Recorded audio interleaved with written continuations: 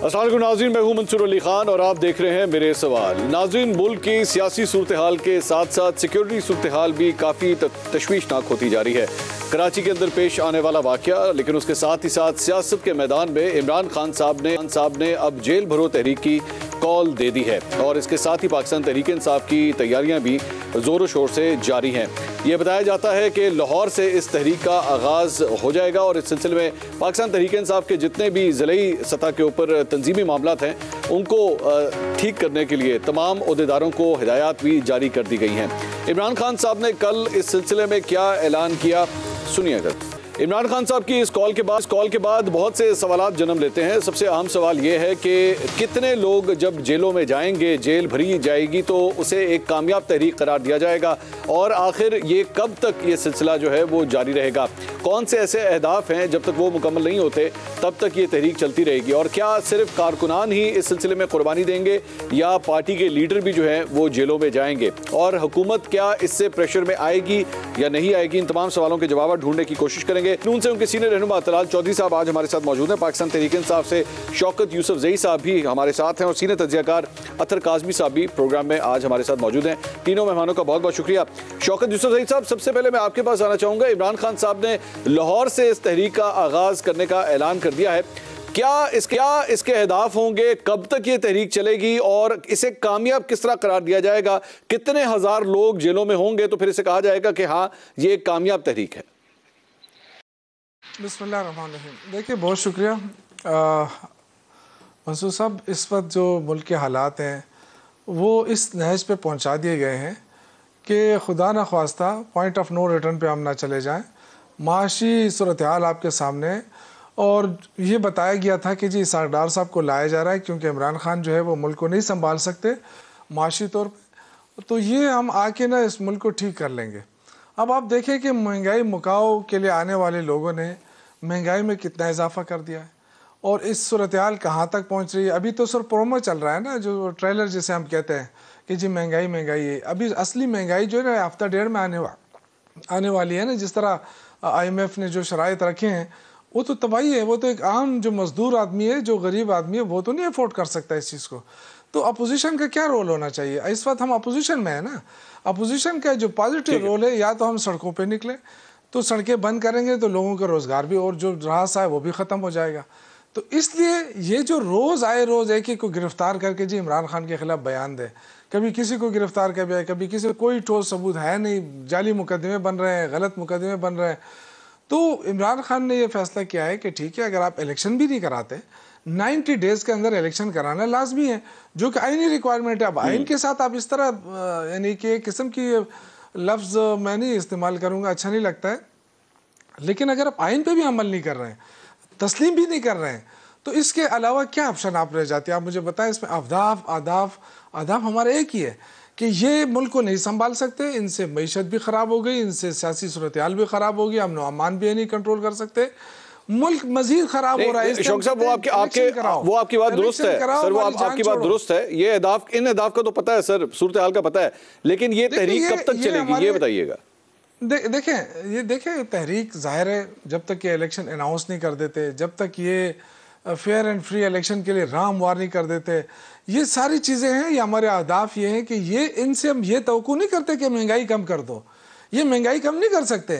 जिन्होंने कहा था कि इमरान खान ने 4 रुपए पेट्रोल महंगा कर दिया, इधर से मौलाना फजल रहमान, उधर से मरियम बीबी, उधर से बिलावल साहब ट्रेन मार्च, 4 रुपए के ऊपर इतना शोर। आज 150 रुपए महंगा हो रहा है और खामोश बैठे कीजिए। तो इमरान खान की वजह से, इमरान खान ने 178 पे डॉलर छोड़ा था, आज 270 पे आपने नहीं। तो मैं फिर ये शौकत साहब मैं यही समझूं, नहीं कर सकते तो शौकत साहब फिर मैं यही समझूं कि जिस तरह 126 दिन का धरना दिया गया था उसका भी कोई फिक्स टाइम नहीं था, बस धरना दे दिया गया था, बैठ गए थे और सिलसिला चलता रहा था। ये तहरीक भी ऐसे ही चलेगी।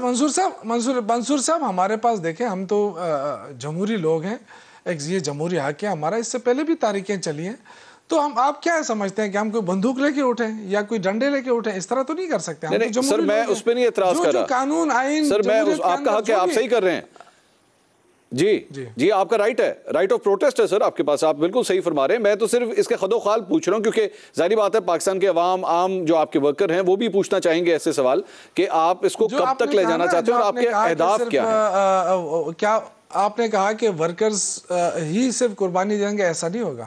हर शहर में जब होगा सबसे पहले लीडर सामने आएंगे और फिर उसके बाद, लेकिन आप देख रहे हैं कि लोगों में कितना जो अब तो ये मैं तो ये समझ रहा हूँ कि ये तहरीक तो पता नहीं किस तरफ जाएगी नहीं जाएगी, लेकिन अब आवाम खुद निकलेंगे सड़कों पे, उनको कौन रोकेगा? और इसमें आ रही है, इसमें लीडरों से आपकी मुराद है सर, लीडरों से आपकी मुराद है लाहौर से? जिस तरह अगर इसका आगाज हो रहा है तो लाहौर के जितने भी आपके लीडर्स हैं, जिसमें हमाद अजहर साहब आते हैं, मियां असलम इकबाल आते हैं, डॉक्टर यास्मीन राशिद आती हैं, शफकत महमूद आते हैं, मुराद रास आते हैं, सारे लाहौर के ये लीडर्स हैं, मियां महमूद रशीद साहब हैं, ये सब के सब सबसे पहले जेलों में जाएंगे। सर तो ये जेलों में जाना कोई इतना मुश्किल तो नहीं है, इसमें क्या, ये तो जो अब इतना बहु बना के रखा है कि जी क्या हम स्टूडेंट लाइफ में नहीं गए जेलों में, ये क्या बात हुई? सर मैं पूछ रहा हूँ, मैंने ये नहीं कहा मुश्किल आसान है सर, मैं पूछ रहा हूँ कि ऐसा होगा। देखिए बिल्कुल जो फैसला किया गया है ना, उन्होंने सब ने मिल के किया है, जो जितने आपने नाम लिया है ना, ये फैसला वहीं से आ रहा है, लाहौर से। और सबसे पहले उन्होंने ये कह सकते थे पिशावर से शुरू करें, वो की कहते थे कराची से शुरू करें, उन्होंने अपने आप से शुरू किया। इंशाल्लाह फिक्र ना करें, हम सारे तैयार हैं। तलाल चौधरी साहब, सर बहुत बड़ा मसला आपके लिए सर खड़ा होने वाला है। पाकिस्तान की हालिया सियासी तारीख में आज तक ऐसी कॉल किसी सियासी जमात ने नहीं दी कि जिसमें जेल को जो है वो भरने का अपने कारकुनों को, वर्करों को, सपोर्टरों को कह दिया जाए। सर आपके पास तो इतनी गुंजाइश भी नहीं होगी, जितनी बड़ी तादाद में लोग आ जाएंगे, आप किस तरह संभालेंगे सर? इसको काउंटर किस तरह करेंगे आप? बिस्मिल्लाहिर्रहमानिर्रहीम। खान साहब वेलकम इनको और जी आया नू, और इसमें से अच्छे अच्छे खूबसूरत हैंडसम जो लोग हैं जो कि रिक्वायर्ड हैं कानून को, वो पिक कर लिए जाएंगे। और हर एक को तो जेल भेजना जरूरी नहीं है, ये तशरीफ तो लाएं। और हमेशा लीडर जो है वो फ्रंट से लीड करते हैं। हाँ साहब, रात रोज इनका मैसेज चलता है वो अलर्ट का कि आ जाए, पूरा लाहौर इकट्ठा हो जाए, बस मुझे पकड़ने लगे हैं। इतने डरपोक लोग जेलें नहीं भर सकते, और बहाने बनाने वाले जो बहाने बनाते हैं कि अदालत भी पेश ना होना पड़े, उन्होंने जेल भरनी है। सो ये उसी तरह ही है जैसे इन्होंने कभी इस मुल्क का कर्ज उतारना था, या इन्होंने करोड़ नौकरियां देनी थी, 50 लाख घर देने थे, इसी तरह इन्होंने जेलें भी उसी तरह ही भरनी है। सो मेरा ख्याल है कि ये बातें करने की हैं। और खान साहब अगर चाहते हैं कि जेल भरना, तो सबसे पहले अपने से शुरू करें ना जी। रोज की 4 हिफाजती जमानतें वो अप्लाई करते हैं, कभी इस्लामाबाद हाई कोर्ट, कभी लाहौर हाई कोर्ट, कभी किसी और कोर्ट। जो इतना डरपोक आदमी हो कि दफा 144 में भी जमानत करवा ले, उसने क्या जेल भरनी है? नहीं तलाल साहब, आप पाकिस्तान तहरीक-ए-इंसाफ का ये मानना है कि आप इसको बहुत अंडर एस्टिमेट कर रहे हैं। इमरान खान साहब एक्चुअली अगर खुद आ गए जेल के अंदर, उन्होंने खुद अपने आप को पेश कर दिया और उन्होंने कहा भी कल अपने खिताब के अंदर कि आप लोगों का ये जो शौक है लोगों को जेल में डालने का, हम आपका ये शौक पूरा करवा देते हैं। सर वो तो पाकिस्तान की सियासी तारीख रही है, अगला हीरो बन जाता है ऐसे मामला में, तो वो सियासतदान हीरो बन जाता है। देखिए ना, ये अभी हमारे भाई बैठे हैं KPK से, ये जब आएंगे जेल भरने के लिए, अब ये बड़े खूबसूरत हैं, अच्छे हैं, अगर इन पे कोई मुकदमा होगा इनको जेल भेज देंगे, बाकी इनके हल्के वालों को क्यों जेल भेजना, उनको वापस घर भेज देंगे। ये कोई तो मसला ये है कि ये जेल भरने वाला, ये किसी ने जो आइडिया दिया है, वो जिस तरह पहली तबाही इनकी हुई है, किसी ने कहा था कि असेंबली तोड़ दो। अब खान साहब रोज सुबह उठ के दिन में कोई 15 दफा वो रिग्रेट करते हैं। ये इनके साथी बता रहे हैं, ये जराए बता रहे हैं कि यार मैंने क्या गलती कर दी जिस दिन मैंने असेंबली तोड़ी थी। ये जेल भरो के बाद भी ये रिग्रेट करेंगे। ये इन्हें कहें वादा करें कौम के सामने कि हम जमानतें अप्लाई नहीं करेंगे, और हम वादा करते हैं कि जब ये जेल भरने आएंगे हम इन्हें मायूस नहीं सर। ये नहीं तलाल साहब, ये अभी पूछ लेते हैं, ये शौकत साहब आप इनको जवाब दे दीजिए सर, आप जमानतों के लिए अप्लाई तो नहीं करेंगे? मैं देखें, पहली बात तो ये मैं कहूँ कि इमरान खान जैसा बहादुर लीडर ना पैदा हुआ है ना पैदा हो सकेगा। ये इनका जो लीडर था ना, वो तो जेल से भाग गया, पाकिस्तान में नहीं, वो तो लंदन में जाके बैठ गया। इमरान खान पे 4 गोलियां लगी, वो पाकिस्तान में इलाज किया। मेरे ख्याल से जितने मुकदमे एक पॉलिटिकल लीडर के ऊपर बने आज तक, इतने जाली मुकदमे कभी किसी के ऊपर नहीं बने। वो नहीं भागने वाला, पाकिस्तान में रह रहा है। तो मेरे ख्याल से इससे ज़्यादा बहादुर लीडर तो मुझे नज़र नहीं आता। ये अगर इसको ये कहते हैं कि जी बस टिकट लो और बाहर जाओ और वहाँ बैठ के फिर सियासत करो, तो वो सियासत इमरान खान नहीं कर रहा, वो यहाँ कर रहा है। सवाल था, सवाल जमानत के हवाले से, सर जमानत के लिए अप्लाई तो नहीं करेंगे, इसका जवाब दे दीजिए तलाल साहब को ताकि क्लियर हो जाए। देखिए ये हर पार्टी का अपने एक विजन होता है, जो एक बड़ा गोल हासिल करने के लिए वो बहुत सारी चीजें करता है, अपनी हिकमत अमली बनाता है। गोल वही होता है, रास्ते इधर उधर हो सकते हैं, गोल से नहीं हट रहा है इमरान खान। तो ये हमें ना समझाए कि हमने क्या करना है।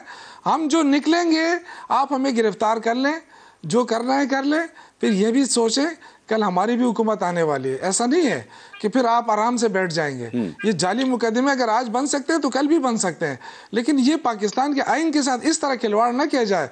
ये पॉलिटिकल अपोनेंट के साथ अगर आप लोग गिरफ्तार हुए थे तो आप लोगों ने एक दूसरे के खिलाफ मुकदमे किए थे। पीपल्स पार्टी ने नून के खिलाफ, नून ने पीपल्स पार्टी के खिलाफ, ये सारे मुकदमे उस वक्त के थे और नेब ने कार्रवाई स्टार्ट की थी। हमने अपने तौर पर इमरान खान ने किसी को गिरफ्तार नहीं किया था। आज आप इंतकाम ले रहे हैं, ये कभी इस तरह हुआ नहीं है डायरेक्टली। आप इंतकाम ले लें, जितना ले सकते हैं लें, लेकिन फिर ये सोचें कि कल आपकी भी बारी आएगी। ठीक। अतर काज़मी साहब, ये जी तलाल साहब बोलिए। देखिए यूसुफ जई साहब, देखिए कहते हैं जेल भरनी है और दूसरा हमें धमका रहे हैं कि हम उनको जेल में ना रखें।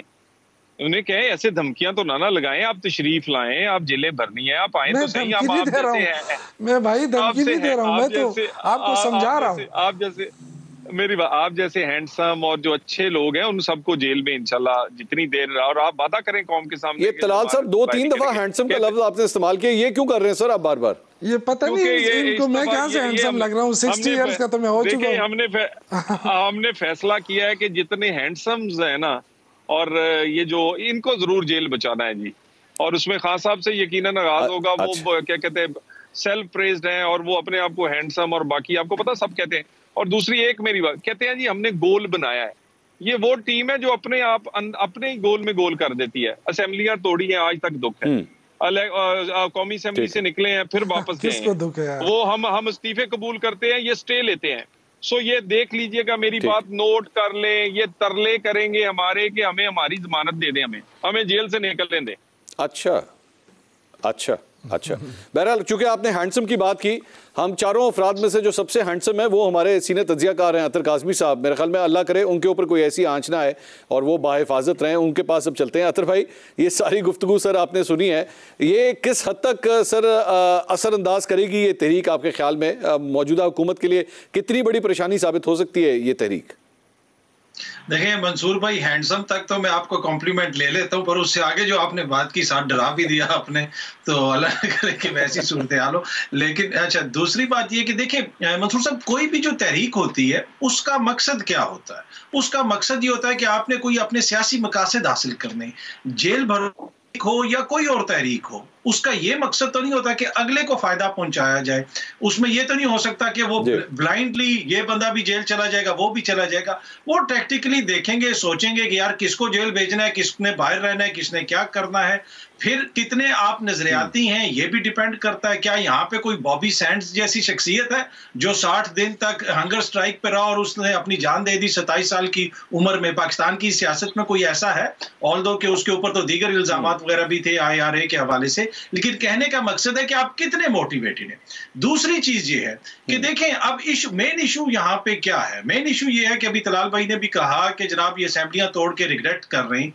क्या असेंबलियां जब तोड़ी गई थी उस वक्त ये चीज आइन में लिखी भी थी कि जनाब 90 रोज में इंतखाबात करवाएंगे, और जिस दिन असेंबलियां टूटी उस दिन के बाद वो आइन मुअत्तल हो गया, या उसी आइन के तहत? अतर भाई, मैं सिर्फ कथा कलामी की माजरत, इसमें तो कोई दो राय नहीं है। मैं आपकी मतलब मेरे ख्याल में तो आपको तो उसको बताने की जरूरत ही नहीं है कि हर सूरत 90 दिन के अंदर इलेक्शन होने चाहिए। इससे तो मेरे ख्याल में कोई भी इंकार कर ही नहीं सकता। और अगर कोई ऐसा गैर आइनी, गैर कानूनी काम करेगा तो जाहिर बात है आइन को तोड़ेगा। लेकिन मैं एक्चुअली एक डिफरेंट एंगल से इस चीज़ को देखना चाह रहा हूं कि अगर पाकिस्तान तहरीक इंसाफ ने इस तहरीक का ऐलान कर दिया है तो कहीं ऐसा तो नहीं है जिस तरह असेंबलियां तोड़ने वाला एक इकदाम कर लिया था, जिसका तलाल साहब अभी जिक्र कर रहे थे कि बाद में फिर पछतावा हो। इससे पहले 126 दिन का धरना भी हमने देखा, वो धरना भी वो रिजल्ट्स नहीं ला सका जो ये चाहते थे। कहीं ऐसा तो नहीं है कि फ्रस्ट्रेशन में, जल्दबाजी में एक गलत पत्ता खेल दिया सियासी तौर पर?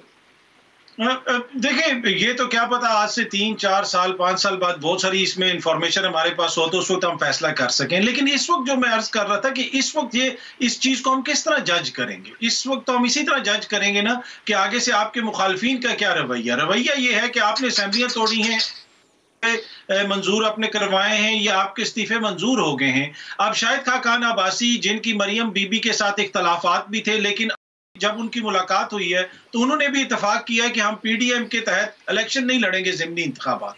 वो क्यों नहीं इलेक्शन लड़ रहे? बुनियादी वजह क्या है? वजह यही है, इसी किस्म की तहरीक है, यही सियासत है, इससे वो एक्सपोज हो रहे हैं। उनको पता है हम सब कुछ कर सकते हैं, हम इलेक्शन नहीं लड़ सकते, और इसी वजह से उन्होंने तोपों का रुख अब अदालत की तरफ भी कर दिया। तो अवाम तो ये देखती है ना कि आगे से इसका रिएक्शन क्या आ रहा है, आगे से क्या जो दूसरा फरीक है वो मजबूत हो रहा है या कमजोर हो रहा है। हालत ये होगी कि पीडीएम मिल के जो इस्तीफे इन्होंने जिस तरीके से मंजूर किए, उसके बाद आप कह रहे हैं कि अब हम इनका मुकाबला नहीं करेंगे। तो इससे आप खुद अंदाजा लगा लें कि किसकी सियासत कामयाब है या किसकी नाकाम है। खान साहब, मैं वेरी वैलिड पॉइंट। तलाल साहब जी, मैं वो आपके पास ही आ रहा था, इस पे जरा कमेंट कीजिएगा सर। देखें, काज़मी साहब जो कह रहे हैं, हमें इलेक्शन, बेमानी इलेक्शन हम लड़ना नहीं चाहते, हम जनरल इलेक्शन लड़ना चाह रहे हैं। और हमने तो 43 इस्तीफे कबूल किए थे, स्टे किसने लिया? 70 इस्तीफे जहां पर इलेक्शन होने जा रहा है उसके स्टे के लिए लाहौर हाई कोर्ट में फवाद चौधरी एंड अदर्स जा चुके हैं। और ऐसा इलेक्शन जिसका ना कोई रिजल्ट आना है, ना हुकूमत बननी है, ना उखड़नी है। बात तो ये इनसे पूछें, इस्तीफे क्यों दिए थे अगर स्टे लेने थे? इस्तीफे क्यों दिए थे अगर अदालतों में जाके तरले लेने थे कि मुझे असेंबली जाने दो? सो हम बड़े क्लियर हैं, हम एक जनरल इलेक्शन मुल्क में चाहते हैं जो तनाज़ात का शिकार ना हो, जिसका रिजल्ट सारे तस्लीम करें। इमरान खान की ख्वाहिश पर ये नहीं हो सकता कि उसकी ख्वाहिश पूरी करने के लिए इलेक्शन हो। पाकिस्तान की जरूरत पूरी करने के लिए इलेक्शन होगा जो आइन और कानून के मुताबिक हो। सर, लेकिन आइन और कानून के मुताबिक तो तलाल साहब ये लिखा हुआ है कि अगर असेंबलियां तहलील होती हैं तो 90 दिन के अंदर आपने इलेक्शन कराने हैं। इसका ताल्लुक इमरान खान या शहबाज शरीफ साहब के साथ तो नहीं है। बड़ी अच्छी बात की आइन में, ये देखें लिखा है ना जी कि 62-63 का नफाज सब पर एक जैसा हो, हैंडसम के लिए दूसरा कानून ना हो। 8 साल का फॉरेन फंडिंग का स्टे मैंने लिया है या इमरान खान ने लिया है? तेरियान का केस 15 साल से ये दो मुख्तलिफ चीजें हैं ना तलाल साहब। नहीं कि किसने करना है। और उसके बाद और मुझे ये बताइए कि ये जो तोशा खाना है, आप ही प्रोग्राम करते रहे लोगों पे। किसी ने अगर मस्जिद का अकाउंट शो नहीं किया तो डिस्क्वालीफाई हुआ है, पूरा तोशा खाना खा गए, मिस डिक्लेरेशन ऑफ एसेट्स। उसके बाद आपने इख्तियारात का गलत इस्तेमाल, जो घड़ी आपने 1 अरब रुपए की थी वो आपने 1 करोड़ रुपए की खरीद ली 1% पे। तलाल साहब, दैट्स अ डिफरेंट डिबेट ना। नहीं, डिफरेंट डिबेट है। मेरी बात सुने, नहीं सर, इमरान खान साहब के जो केसेस हैं वो बिल्कुल उसी तरह चलते रहने चाहिए। बेशक वो डिस्क्वालीफाई होते हैं तो होते रहे। सवाल ये है कि क्या सूबाई असेंबलियां तहलील होने के बाद 90 दिन के अंदर इलेक्शन होने या नहीं होने, इस पे मुझे जवाब दीजिए। देखिए, बिल्कुल होने चाहिए। चीफ इलेक्शन कमिश्नर भी हैं, इलेक्शन कमीशन भी है, और उसके बाद अदालतें भी हैं। हम तो इलेक्शन लड़ने की हमने मुहिम शुरू कर दी है। बीबी जा रही है डिवीजन, और हम तो तैयार बैठे हैं। और हमने आधा पाकिस्तान जो है गवर्नर नहीं मान रहे ना सर, गवर्नर डेट नहीं दे रहे। मेरी बात सुने, ये यहाँ पर देखे ना, अदालतें भी हैं, यहाँ बाकी कानून भी है। अब कानून मनवा लेगा अगर कोई कानूनी चीज होगी तो। नहीं, एक तरफ तो ये ताने देते हैं कि जी ये स्टे लेते हैं, हालांकि स्टे लेना कानून के अंदर मौजूद है, कानून से बाहर कोई चीज़ नहीं है। आप स्टे भी ले सकते हैं, वो भी कानून का हिस्सा है। जहां आप समझते हैं कि आपको स्टे लेना चाहिए, लिया है। अब मुझे ये बताएं कि गवर्नर किसका है, गवर्नर किसने अपॉइंट किया है, गवर्नर को कौन इशारे दे रहा है, और ये खैबर पुख्तनख्वा में गवर्नर कौन है और यहाँ पे कौन है? देखिए, ये आवाम को फेस नहीं कर पा रहे हैं। ये जो कह रहे हैं ना कि बीबी निकल रही है और ये जा रहे हैं, ये तो हल्कों में जा नहीं सकते हैं। ये वो अच्छा, शौकत साहब, इसमें इलेक्शन कमीशन ये कहता है, मेरा सवाल ले लीजिएगा, इसमें इलेक्शन कमीशन ये कहता है कि आइन के मुताबिक हम डेट दे नहीं सकते, ये हमारा काम नहीं है डेट देना। और गवर्नर ये कहते हैं असेंबलियां मैंने तहलील नहीं की। पंजाब के हवाले से मैं बात कर रहा हूँ कि जी असेंबली मैंने तहलील नहीं की, इसलिए मैं डेट नहीं दे सकता। अदलिया की जानिब से डेट देने के हवाले से फिलहाल कोई अहकामात नहीं आए।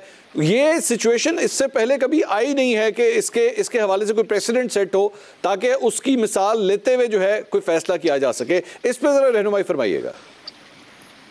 देखिए, लाहौर हाई कोर्ट ने बड़ा क्लियर कट कहा है कि 90 डेज में अपने इलेक्शन कराना है। ये हुकूमत वक्त की जिम्मेदारी होती है, इलेक्शन कमीशन की जिम्मेदारी होती है। अब इलेक्शन कमीशन ने जो है ना, वो तो लिख के दिया है ना, कल जो पेशावर हाई कोर्ट में उन्होंने लिख के दिया है कि हम तैयार हैं। हम इलेक्शन करा सकते हैं, लेकिन गवर्नर डेट नहीं दे रहा है। तो देखिए ये तो अब बड़ी क्लियर बात है कि गवर्नर कौन है, गवर्नर किसके उस इशारे पर चल रहा है। तो गवर्नर डेट क्यों नहीं दे रहा है? इसलिए कि ये लोग तैयार नहीं है। एम्पायर इन्होंने अपने लगा दिए।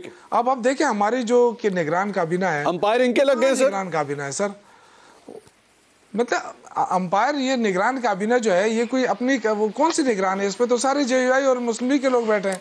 अच्छा, वैसे तो ये भी सर एक वक्त तब्दील हुआ है। एक जमाने में सर ये भी बड़ा वक्त तब्दील हो गया कि अंपायर इनके लग गए सर। सर देखिए आप एक ट्वीट और फिर इसके बावजूद भी तो इलेक्शन नहीं लड़ रहे हैं ना। हम तो कह रहे हैं चलो एम्पायर। अच्छा चले, मैं I have to take a break. इस डिस्कशन को से बढ़ाइएगा एक ब्रेक सर, एक छोटी सी मैं ब्रेक ले लूं। डिस्कशन यही से आप ही कंटिन्यू कीजिएगा। नाज़रीन will be right back after break, please stay with us. नाज़रीन welcome back after the break. Break से पहले शौकत यूसुफजई साहब ने यह फरमाया कि जनाब ये जो मौजूदा हुकूमत है, वफाकी हुकूमत, मुस्लिम लीग नून की पीडीएम की जो गवर्नमेंट है, इन्होंने अपने एम्पायर ला के बिठा दिए हैं, जिसकी वजह से मामला जो है वो इस हद तक खराब हो गए हैं। मुझे एम्पायर से मुझे याद आया कि इमरान खान साहब ने एक खत लिखा है सदर मुमलिकत को, आरिफ अलवी साहब को, और जनरल बाजवा के हवाले से चंद इंकशाफात के सिलसिले में उन्होंने कहा जी इसकी जो है वो इंक्वायरी होनी चाहिए। शौकत यूसुफजई साहब, ये जो खत लिखा गया इमरान खान साहब की जानिब से जनरल बाजवा की तहकीकात करने के सिलसिले में, अगर सर इस तहकीकात में जनरल बाजवा को अगर बुलाया गया और उन्होंने आके गवाही देना शुरू की और ये भी बताना शुरू किया कि जनाब इमरान खान साहब की हुकूमत गई किस तरह थी, वो तो बताएंगे, आई किस तरह थी, अगर वो भी बताना शुरू कर दिया तो सर आपके लिए प्रॉब्लम्स नहीं हो सकती? सर ये तो पहले से हम तजवीज़ कर रहे हैं ना कि अगर हम ऐसा नहीं करते हैं तो ऐसा हो जाएगा। भाई पहले शुरू तो करें ना, पहले तो खत लिखा है। अच्छा। देखें एक साबिका प्राइम मिनिस्टर है, कोई आम आदमी नहीं है, और वो अगर सदर मुमलिकत को लिख रहा है तो देखें पहले शुरू तो करें ना। अब ये काम तो अदालत का है, ज़ाहिर है। अच्छा। कोई कमीशन बनेगा या कोई अदालती तहकीकात होगी, उसमें जो चीज़ें आएंगी देखें ना। ये तो इन्होंने भी कहा था ना कि असम्बलियाँ तोड़ो क्योंकि आप किसी और के कंधे के ऊपर चढ़ कर आए हैं। तो जब हम असम्बलियों से निकले तो अब ये खुद घुस गए, इन्होंने कहा नहीं हम तो अब इलेक्शन नहीं कराते हैं। तो देखें फिर उसके बाद ज़मीनी इलेक्शन हुए, फिर इन्होंने कहा कि अब देखेंगे, अब तो इनके कंधों पे कोई नहीं है। तो जब देख लिया तो हमने सारे इलेक्शन जीत लिए।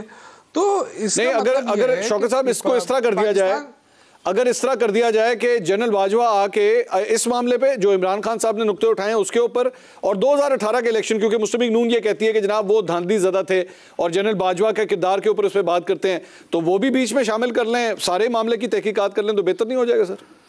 देखिए ये तो बेहतर तौर पर इलेक्शन कमीशन भी बता सकता है ना, इतने लंबा चक्कर काटने। इलेक्शन कमीशन क्यों? इलेक्शन कमीशन बता दे, इलेक्शन कमीशन बता दे ना कि 2018 में धांधली हुई थी, बता दे। फिर इसका मतलब है कि इसमें भी धांधली हुई थी, फिर तो हर जगह हुई है, इसका तो यही मतलब हुआ। देखिए धांधली शांति कुछ भी नहीं है, लोग वोट करना चाहते हैं पीटीआई को। आज इनके अपने एम्पायर है ना, आज तो हमारे पास किसी की वो नहीं है ना, सपोर्ट नहीं है, और ये सारे मिल भी गए हैं। तो करें ना, आ जाए मैदान में, आ जाए। क्यों? ये तो देखिए सियासत होती है ना। जो इमरान आप जब अंपायर का लफ्ज कह रहे हैं तो अंपायर कौन है सर? अंपायर कौन है शौकत साहब? नहीं, मैं तो देखिए मैं निगरान हुकूमत की बात कर रहा हूँ कि निगरान हुकूमत होती है। अच्छा सॉरी, मैं समझा किसी और की बात, मैं इसकी बात नहीं, मैं किसी और की तरफ नहीं, छोटा सा आदमी, मैं इतने लंबे उसमें नहीं जाना चाहता। मंसूर साहब, ये 2014 की तरह वाला अंपायर तो नहीं है ना सर? देखिए मैं ये इसकी बात कर रहा हूँ कि जो निगरान हुकूमत बनी है ना, मैं तो खैबर पख्तूनख्वा की बात कर सकता हूँ। आप यकीन करें अच्छा। एक को फारिग कर दिया, यानी इतनी जल्दी में बनाई है कि किसी को ये नहीं पता था कि वो सरकारी मुलाजिम है, यानी उसको डी नोटिफाई किया गया। अब इसका अंदाजा आप करें। अतर काज़मी साहब कुछ कह रहे थे सर, क्या है? अतर काज़मी साहब ने कोई कमेंट किया था। अतर भाई जी प्लीज गो अहेड। नहीं, मैं सिर्फ कह रहा था कि शायद आप गालिबन आप थर्ड अंपायर की बात कर रहे हैं जो तमाम अंपायरों को ओवर रूल कर सकता है। तो मैंने कहा थोड़ी सी मैं तशरीह कर दूं ताकि सुनने वालों को भी समझ आए। मैं देखिए दो चीजें इनके फायदे में जा रही है ना। पहली बात ये कहते थे कि एस्टेब्लिशमेंट की वजह से आए हैं, आज एस्टेब्लिशमेंट नहीं है ना, ये भी तस्लीम कर रहे हैं। दूसरा ये कहते थे जी न्यूट्रल अंपायर भी नहीं है हमारे पास, आपका अपना अंपायर है, तो बिस्मिल्लाह करें। फिर क्यों इलेक्शन नहीं कर रहे हैं? अभी तो जी इनमें जो तोड़ फोड़ आने वाली है ना मंसूर साहब, ये जो पीडीएम है ना, इसके अंदर जो तोड़ फोड़ आने वाली है, आप देखें मुस्लिम लीग नून में तो शुरू हो गई है, और इसके बाद आप देखें कि इनके सर मुझे इजाजत दीजिएगा, एक इधर जा भागेगा, एक उधर भागेगा। अतर साहब, ये सारे अतर साहब, मैं coming back to the topic जिसके बारे में बात हो रही थी, जनरल बाजवा के खिलाफ तहकीकात करने की। सर, जनरल बाजवा के खिलाफ तहकीकात कौन करेगा, किस तरह करेगा, और क्या सदर आरिफ अलवी को सिर्फ खत लिख देना ही काफी है, या आपके ख्याल में पाकिस्तान तहरीक इंसाफ को डायरेक्टली GHQ से रब्ता करना चाहिए कि जनाब साबिक आर्मी चीफ के बारे में जो है हम तहकीकात करवाना चाहते हैं? देखिए, ऑब्वियसली कमांडर इन चीफ तो सदर ममलिकत है। ये जो खत लिखा गया है अगेन में से इसकी एक सियासी और सिंबॉलिक वैल्यू है, चीजों को रिकॉर्ड पे लाना है। मंसूर साहब, जिस तरह आपको याद होगा जब अमरीकी साइफर वाला मामला हुआ और उस वक्त कौमी सलामती कमेटी का इजलास हुआ तो लोग कह रहे थे कि जनाब इसकी क्या वैल्यू है, इस इजलास को बुलाने की क्या जरूरत है, लेकिन वो चीज रिकॉर्ड पे लाई गई, एक तरह से वो आ गया वहां पे। अब जो मर्जी कहते रहे, वो रिकॉर्ड का हिस्सा मौजूद है कि फौज की क्यादत वहां बैठी थी, सियासी क्यादत बैठी थी, और वहां से ये एलामिया जारी हुआ था। इसी तरह ये चीज भी रिकॉर्ड पे आ गई। आगे तहकीकात होती है या नहीं होती वो एक अलग बहस है। अब जिस तरह पाकिस्तान तहरीक इंसाफ अगर जनरल बाजवा पे इल्जाम लगा रही है तो जनरल बाजवा साहब के पास भी बहुत सारी होंगी जो इनके ऊपर इल्जामात लगाते थे। अचानक जनरल बाजवा में हमें इतनी बुराइयां नजर आ गई। मेरा पहले दिन से ये मौकिफ है कि मैं जितनी उनके ऊपर तनकीद उस वक्त करता था जिस वक्त वो आर्मी चीफ थे, मैं अगर उस वक्त मेरे पे इतनी इखलाकी जुर्रत नहीं थी कि मैं उनके खिलाफ कुछ नहीं बोल सकता, तो मैं अभी भी उससे आगे नहीं जाता हूं, मैं उतनी ही बात करता हूं। तो अगर जनरल बाजवा में बहुत सारी बुराइयां थी और ये दीगर जो लोग हैं वो दीगर सियासी जमातें भी ये करती हैं, जो ही आर्मी चीफ रिटायर्ड होता है या चीफ जस्टिस रिटायर्ड होता है, हम सब सहाफियों समेत उसके ऊपर चढ़ाई कर देते हैं। अगर उस वक्त हमें इतनी खिलाकी जरूरत नहीं है तो अभी भी फिर हमें उतनी ही तनकीद करनी चाहिए जितनी हम उस वक्त करते थे। बाकी अगर किसी ने आईन और कानून की खिलाफ वर्जी की नहीं, लेकिन अतर साहब, पाकिस्तान तहरीक इंसाफ अपनी इलेक्शन कैंपेन इस वक्त जनरल बाजवा के ऊपर ही अब चला रही है। वो कह रहे हैं ये थे जिन्होंने सब कुछ किया, इन्होंने अमेरिका को कन्विंस किया कि इमरान खान एंटी अमेरिकन है, इन्होंने सारी साजिश जो है वो यहां से एक्सपोर्ट करवाई। तो इसके अंदर वजन लगता है आपको या नहीं लगता? देखिए, ये अनफॉर्चुनेट साइड है हमारी सियासत की साइड। ये इसलिए अनफॉर्चुनेट बदकिस्मत है कि क्योंकि हमारी सियासत के अंदर एस्टेब्लिशमेंट का किरदार रहा है। अगर आप मोजेस PDM के दोस्तों को देखें तो 3 साल इनकी सियासत क्या थी? उन्होंने कहा तुम तो इलेक्टेड ही नहीं हो, सिलेक्टेड हो, एस्टेब्लिशमेंट की तरफ था। अब जब हुकूमत का खात्मा हुआ उसमें अगेन ये कहा जा रहा है कि जी एस्टेब्लिशमेंट का रोल है, तो ये भी उसी तरह की कैंपेन चला रही है। तो यहाँ पे बड़ा बहस ये होनी चाहिए कि क्या एस्टेब्लिशमेंट का इसमें किरदार होना चाहिए। अगर ये सारे समझते हैं कि एस्टेब्लिशमेंट का किरदार है तो फिर इन सबको तो मिलके कम से कम कोई ऐसा ज़ाब्ता बनाना चाहिए कि जहां पे ये कहें हाँ हम आपस में एक दूसरे के साथ सियासत करेंगे, उनके किरदार को नहीं मानेंगे। तलाल चौधरी साहब, ये तलाल चौधरी साहब के सामने मेरे ख्याल में ये तजवीज़ रखनी चाहिए। तलाल साहब, आप लोग तो खुद जनरल बाजवा के खिलाफ तकारीर करते रहे हैं माजी के अंदर, गुजरांवाला वाली तकरीर जो है वो तो सबके सामने है। तो पाकिस्तान तहरीक इंसाफ तो एक किस्म का सेम पेज के ऊपर आपके साथ आ रही है, तो बेहतर नहीं है कि आप भी पाकिस्तान तहरीक इंसाफ के साथ मामले को हाथ में हाथ मिला लें और मिल के पूरी तहकीकात कर लें? देखिए, जिस क़यादत में जुर्रत होती है ना, तो ये बात आपने ठीक कही कि जब वो अपनी कुर्सी पे बैठा हो तो तब उंगली उठाते हैं। हमने मियां नवाज शरीफ ने उस वक्त नाम लिया था जब वो कुर्सी पे था, और इस तरह नहीं किया था कि जितने दिन वो कुर्सी पर था उस दिन में बहुत अच्छा था, बहुत प्यारा था, बड़ा जमहूरी था, बड़ा काबिल था, और जिस दिन वो उतरा है तो उस दिन के बाद हर खराबी उसमें नजर आनी शुरू हो गई है। और उसके बाद देखिए, एक मैं आपसे जरा ये आपके प्रोग्राम में इंकशाफ भी कर दूं, इमरान खान साहब को कहें कि हमें सिफारिशें करवाना बंद करें कि मुझे हाउस अरेस्ट किया जाए, ये सिफारिशें ना करवाएं, आपकी मेहरबानी है। ये कहा गया आपको? मैं देखिए जिम्मेदारी से ये कह रहा हूँ, ये सिफारिशें करवा रहे हैं। मैंने कहा ये सिफारिशें करवाना बंद करें। जेल में आपके कारकुन जेल में रहें और आप घर में रहें 5 स्टार, यानी अपने घर में वहाँ जिम भी करें, वहाँ खाने भी खाएं, वहाँ किचन भी चले, वहाँ वीडियो कॉल्स भी चलें, वहाँ आपकी बाकी मुलाकातें भी चलें, और लोग जेल में रहें। आप भी उसी कोठरी में रहेंगे जहाँ पर हमारे लोग रहे हैं, तो उसी बिल्कुल नहीं। तलाल साहब, इसको ये जो आपने इल्जाम लगाया सर, इसको जरा थोड़ा सा एक्सप्लेन तो करें। किसने सिफारिश कर दी, कब की है ये सिफारिश, क्या हुआ है, कोई बैकग्राउंड तो बताएं। खान साहब, पिछले 2 हफ्ते से मुख्तलिफ जराए से ये एक ख्वाहिश का इजहार कर रहे हैं और ये बार बार इस बात को कहलवा रहे हैं कि मुझे हाउस अरेस्ट किया जाए, यानी अरेस्ट भी इनकी मर्जी का हो और हाउस भी इनकी मर्जी का हो। देखिए कैसे लाडले हैं और कैसे इनकी ख्वाहिशात हैं ये इनका हर चीज इनकी मर्जी की होनी चाहिए, और गिरफ्तारी के बाद इनको जहाँ रखना है वो भी इनकी मर्जी का हो। लेकिन मेरा ख्याल है खान साहब को इस सोच से बाहर आ जाना चाहिए। चीजें बदल चुकी हैं और बदलती हुई चीजें अगले चंद दिनों में और चंद हफ्तों में बड़ी क्लियर नजर आएंगी। ठीक है, शौकत यूसुफ ज़ई साहब इसके ऊपर जवाब देना चाह रहे हैं। शौकत साहब ब्रेक, सर मैं जल्दी से, आई नो आप आंसर देना चाह रहे हैं, मैं जल्दी से ब्रेक लेके वापस आता हूं, आपके पास ही आऊंगा। शौकत साहब इस पे जवाब देंगे, एक ब्रेक के बाद हमारे साथ रहिएगा। नाज़रीन welcome back after the break. Break से पहले तलाल चौधरी साहब ने एक बहुत बड़ा इंकशाफ किया है। उन्होंने कहा है कि इमरान खान साहब सिफारिशें करवा रहे हैं कि उन्हें हाउस अरेस्ट किया जाए और अपनी मर्जी से वो अपने लिए जेल का इंतखाब कर रहे हैं कि घर में ही उनको जो है वो रखा जाए। शौकत यूसुफ ज़ई साहब इसके ऊपर जवाब देना चाह रहे थे, मुझे ब्रेक पे जाना पड़ा। शौकत साहब ये बहुत बड़ा इंकशाफ किया तलाल साहब ने, सर क्या कहेंगे? देखें, ये ड्रामाबाजियाँ बंद होनी चाहिए। इमरान खान जो है वो उसके तरह बहादुर आदमी मैंने आज तक नहीं देखा है। वो अपनी मर्जी से उसने असम्बलियाँ तोड़ी हैं, किसी ने 58(2)B पे करप्शन पे नहीं तोड़वाई है किसी ने। उसने आवाम की खातिर उसने अपनी 2 असम्बलियाँ कुर्बान की हैं। उस पे जो इतने इन्होंने मुकदमे बनाए वो भागा नहीं है, वो बाहर भी जा सकता था, गोलियां लगी, इलाज बाहर भी कर सकता था। उसने इलाज यहाँ करा है, वो तो जाली बीमारी भी नहीं पड़ी है उसके जी मैं बीमार हूँ मुझे बाहर भेज दो। मेरे ख्याल से उसने जो बहादुरी का मुजाहरा किया है ना, और ये अवाम उसके साथ खड़ी है इस वक्त। ये ना समझे कि भाई इमरान खान अकेला है या इमरान खान से तहरीक इंसाफ है, इस वक्त पूरी कौम उनके साथ खड़ी है। और इंशाल्लाह आप देख लेंगे उस एक मकसद के खातिर वो कुर्बानी दे रहा है। और जो बंदा मकसद के लिए कुर्बानी देता है वो कभी खौफज़दा नहीं होता है। वो तो सियासत करनी होती है ना, तो इनके साथ हाथ मिला लेता। शौकत साहब ये इसका बड़ा आसान तरीका है, उसको इसका आप बता दीजिए। आप ये कह दीजिए कि इमरान खान साहब कतई तौर पे हाउस अरेस्ट नहीं होंगे, वो जाएंगे तो जेल के अंदर ही जाएंगे। सर देखिए मेरी बात सुने, ये तो हुकूमत का वो होता है, ये इमरान खान की ख्वाहिश नहीं होती है ना। इमरान खान कभी इस तरह ख्वाहिश कर सकता है? ये तो टीवी पे बैठ के हम यहाँ हुकूमत भी चलाते हैं, सारे मामला ठीक कर लेते हैं। देखिए जो असल हकीकत है वो तो इनसे हाथ भी नहीं मिलाना चाहता है। जो बंदा अगर इतना खौफजदा होता है तो फिर तो आके इनके साथ बैठ भी जाता है। वो तो उनकी शक्लें नहीं देखना चाहता क्योंकि मुल्क लूटा है इन्होंने और वो इनके खिलाफ निकला है। नहीं, लेकिन तो जिन लोगों ने मुल्क लूटा है, जिन्होंने मुल्क को यहाँ तक पहुंचाया है, तो वो तो उनके साथ बैठना भी नहीं चाहता। तो इनसे रिक्वेस्ट करेगा, जिस दिन वो रिक्वेस्ट करेगा तो फिर ये तो सवाल ही पैदा नहीं होता। लेकिन मैं अगर अतर साहब लेकिन मसला ये है कि जब मैं माजी उठा के देखता हूं तो इमरान खान साहब ने तकरीबन 55 जलसे किए, जिसमें मीर जाफर मीर सादिक का बयानिया जो है वो नारे लगवाते रहे, बताते रहे जलसों के अंदर। आज वो जनरल बाजवा के बारे में जो कुछ कहते हैं, लेकिन हमें बाद में पता लगता है कि नहीं, जिस जनरल बाजवा के बारे में ये सब कुछ कह रहे हैं उनसे एक्चुअली 2 खुफिया मुलाकातें की उन्होंने, पौने घंटे की जो है वाने सदर में जाके मुलाकातें की।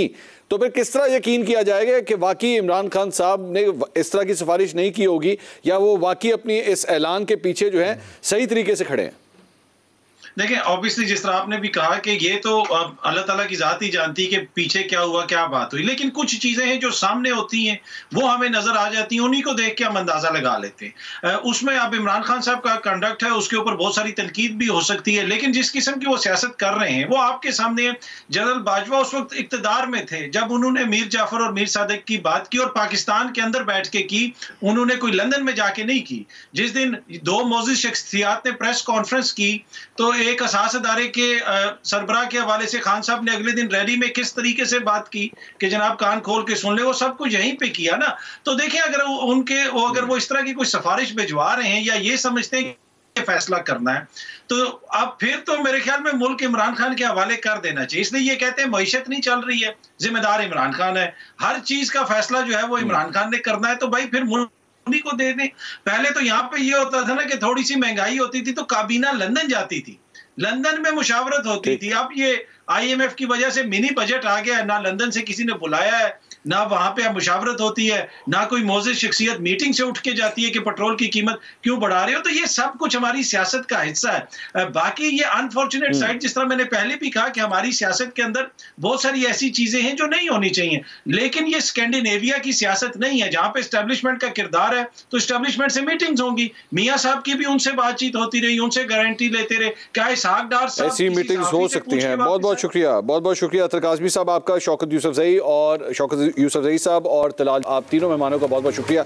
नाज़रीन प्रोग्राम से अब तक के लिए इतना ही, कल इंशाल्लाह आपसे दोबारा मुलाकात होगी। अल्लाह हाफ़िज़।